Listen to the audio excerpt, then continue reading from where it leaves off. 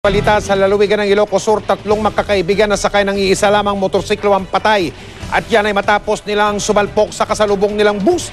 Dalawa sa kanila ay mga menor de edad at ang isa naman nakatakda na sanang magtapos ng koleyo. Si GMA News stringer Dennis Salipio, naka-alerto 24. Naku, nagtitatuga mo niyang hamunat nga na usar. Dahil ko itin paggraduar mo kada kali, napalalo ligat na ng kwati, panagadal mo, puro utang. Labis ang pagluluksan ni Aling Lourdes Bael dahil hindi na makakadalo ang anak niyang si Richard sa graduation nito sa University of Northern Philippines sa Vigan, Ilocos Sur. Namatay si Richard nang magkasalpukan ang kanilang sinasakyang motorsiklo at ng isang bus sa bayan ng Magsingal nitong Sabado. Kasama niyang namatay ang dalawang kapitbahay na sina Louie J. Tabag at Richel Rieta, kapwa 15 anyos. Papunta sana sa bayan ang tatlo para maglaro ng basketball. Rimwardan yung pastunay kano tirag, sakda nga talo nga nagkakalugan. Tata di magasda dita sir, napo kano. Kuna tagjay nakakita, panda kano kitain, no adda kalaban da ti basketball. Awan nga taas sir ti nakita da, sada napan jay ili ti Magsingal. Base sa investigasyon, nag-overtake ang motorsiklo sa isang van. Nagkataon namang may paparating na bus sa kanilang lane. Sa lakas ng impact, wasak ang manibela ng motorsiklo habang nayupi ang harapan ng bus. Ang 15 anyos na si Tabag ang nagmaneho ng motorsiklo nang maganap ang aksidente. At dahil menor de edad, wala itong lisensya. Gayunman, agad ding sumuko ang bus driver na si Policarpio Ilag. Nangako itong sasagutin ang lahat ng gastusin sa pagpapalibing ng mga biktima.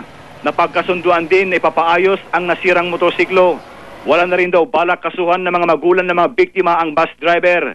Isa sa mga hiling noon ni Richard sa kanyang ina, mag-arkila ng video para sa selebrasyon ng kanyang graduation. Bagay na kanilang tinupad.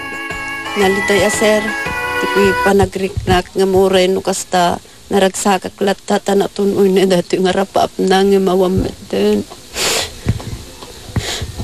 Napalalo ragsak ko kumaser ng mliday matinted na nga impa-graduation kada kami, tasi kami sir.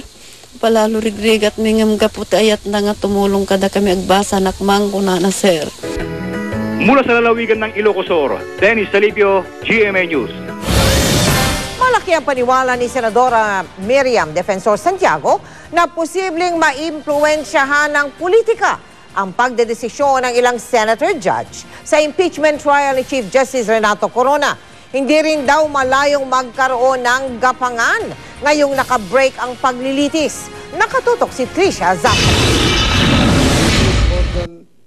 Ang inaabangang hatol ng mga senator judge sa impeachment case ni Chief Justice Renato Corona, di raw malayong mabahira ng politika. Ayon mismo kay Senadora Miriam Defensor Santiago, ang tinutukoy ng senadora ang nalalapit na senatorial election sa 2013. Talagang running for re-election or running for some other elective office where votes will be the decisive and only factor actually.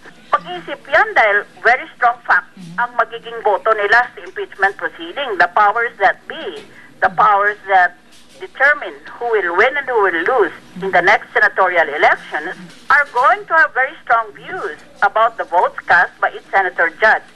Anim sa mga senador maaaring tumakbong re-electionist, sina Senador Gringo Honasan, Senador Francis Cheese Escudero, Senador Alan Peter Cayetano, Senador Antonio Trillanes at Senador Coco Pimentel. Ipinagkibit-balikat ni Honasan ang pahayag ng kapwa Senator Judge.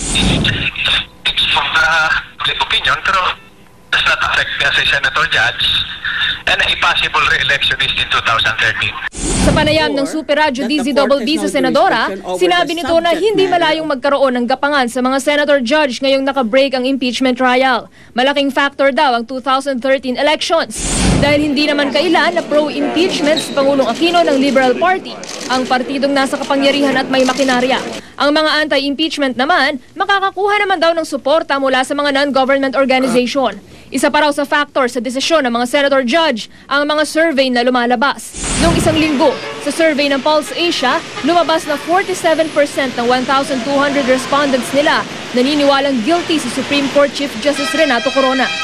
Ayon pa kay Santiago, maaaring magamit na instrumento ang survey para makaimpluwensya rin sa impeachment. Pero ayon sa ilang senador, ebidensya ang magiging basihan nila at hindi survey sa gagawin nilang desisyon.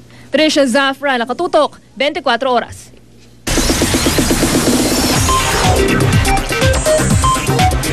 Chika Minute! Hot na hot ang ilang Kapuso stars nang rumampas sa isang bikini beach party sa Boracay. Kabilang sa mga nagpatalbugan sa kaseksihan, sina Sam Pinto at Ellen Adarna. Makichika tayo kay Nelson Canlas. Pinangunahan ng sexy Kapuso stars ang FHM Bikini Heaven Beach Party sa Boracay. Rumampas si Bella Padilla suot ang kakaibang disenyo na swimsuit. Hot mama naman ang dating ni Aubrey Miles na talagang pinalakpakan sa kanyang suot na swimwear. Nagpaka-conservative si Steph Prescott na may neat cover-up.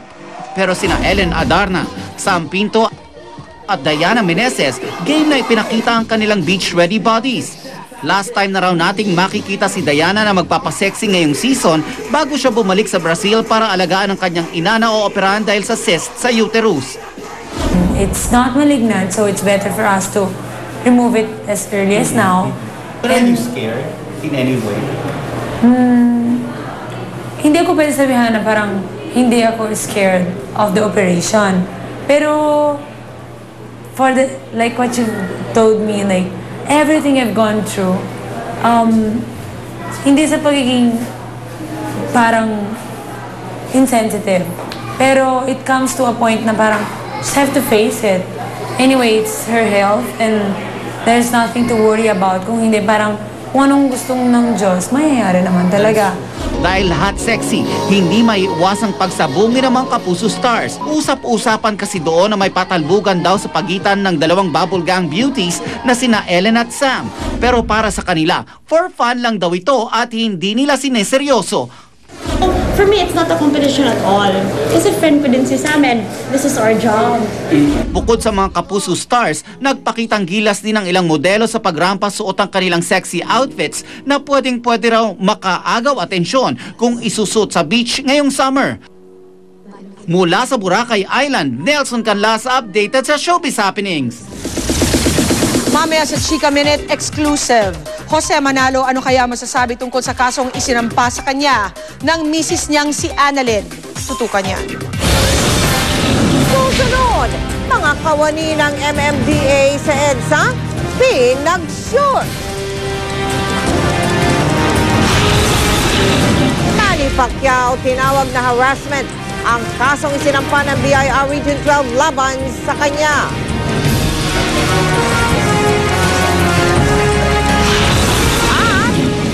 Taxi driver, hinahanap ang banyagang nakaiwan ng laptop, cellphone at iba pang gamit sa kanyang taxi. Tutukan lahat ng yan dito sa 24 Oras.